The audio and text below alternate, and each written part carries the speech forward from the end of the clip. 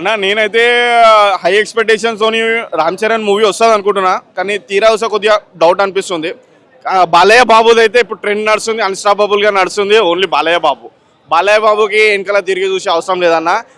Definitely Balayya Babu last year కూడా సంక్రాంతికి వచ్చింది, బాలయ్య బాబే విజయం కొట్టింది. ఈసారి కూడా బ్లాక్ బస్టర్ కొట్టేది మా బాలయ్య బాబు. ఎప్పటికైనా కొట్టేది సంక్రాంతి బాలయ్య బాబే అన్న. సంక్రాంతి అంటే బాలయ్య బాబు అంటే సంక్రాంతి, అది అన్న.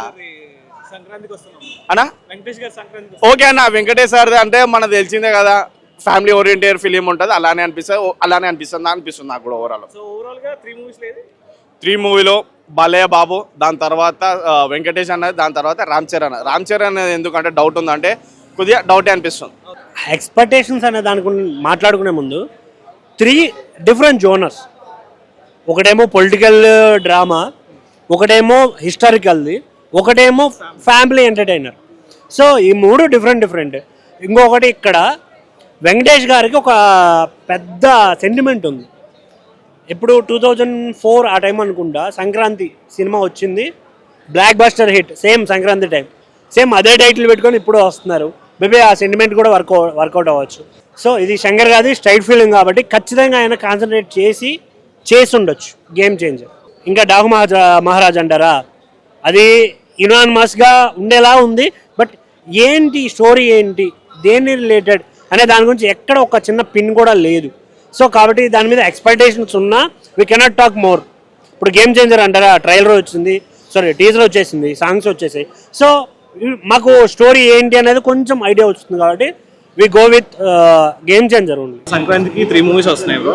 Daaku Maharaaj, game changer and Sankranthiki Vastham. And maybe ఇంకో కొన్ని మూవీస్ కూడా యాడ్ అవ్వచ్చు. బట్ ఈ 3 మెయిన్ మూవీస్ నుంచి మీకు ఏ మూవీ సంక్రాంతి రేస్ లో బాగా గట్టిగా చూస్తే వెంకటేష్ అయితే ఫ్యామిలీ స్టార్ కాబట్టి ఫ్యామిలీకి బాగా నచ్చుతుంది. రామ్ చరణ్ కూడా self made star.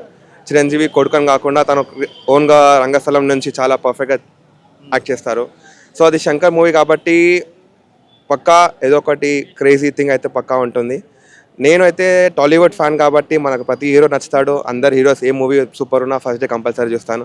So I'm really excited. ఆ 3 మూవీస్ కూడా పక్కా హిట్ అవ్వాలని కోరుకుంటున్నాను. సో 3 మూవీస్ లో మీరు చూడాలనుకుంటే first game changer. Shankar direction ఇంకా రామ్ చరణ్ యాక్టింగ్ కోసం అయితే పక్కా చూడాలి.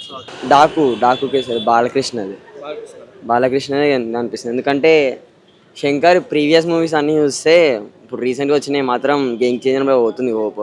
డాకు మహారాజ్ అయితే హిట్ అవుతుంది అనిపిస్తుంది. నేను చూడాల్సిందంటే డాకు మహారాజ్. అంటే ఇప్పుడు 3 మన పెద్ద హీరోలే అన్న. టాలీవుడ్లో పెద్ద హీరోలే ఉన్నారు.